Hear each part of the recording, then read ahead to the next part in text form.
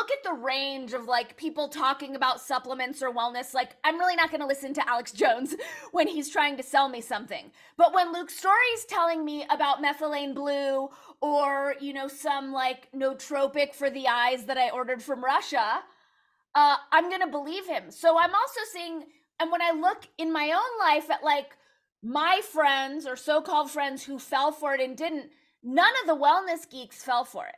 So, okay, right. All the wellness geeks saw through. So I do think there's something Sure. in terms of truth and how we take care of our bodies, and I'm watching that being co-opted through this Well, op. like it's been going on for like, it's a natural thing when you start paying attention. When you start paying close attention to something that you didn't used to pay close attention to, you start doing that with everything else in your life. Right. And so if you have, like, this is very common for someone to discover that we've been lied to about something, and that eventually leads you to, oh, we're also being lied to about the food that's good for you or whatnot. So even if they weren't a health nerd before, like they become one because it's somehow connected to their, you know, their waking up or their conspiratorial thing.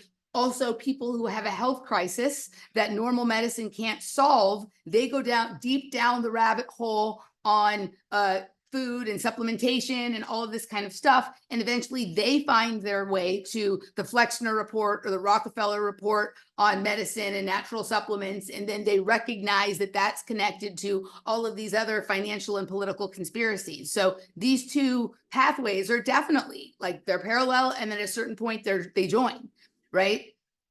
Maybe. I mean, I don't know. I mean, yes to what you're saying, but I think, sorry, I just heard myself yelling. I think that a lot of health nerds aren't necessarily conspiratorial or prone to research. I think it's just once we clean our body out and our mind out and all of those things, like we're just more attuned to bullshit. Like we actually can access our neurological functions. It's a different pathway into the same place. Right? Yeah. Whether you arrived at that place because of like conspiratorial paranoid thinking, and eventually, because a lot of people I know who get super conspiratorial, eventually they sort of back away from it, but they've gotten the dose of paying attention that they need, and they're now attuned to just not bullshit. And on the other way in, they're not really conspiratorial in nature, but once you become not falling for bullshit, you recognize that a lot of the conspiracies are true, even if you're not obsessed with them.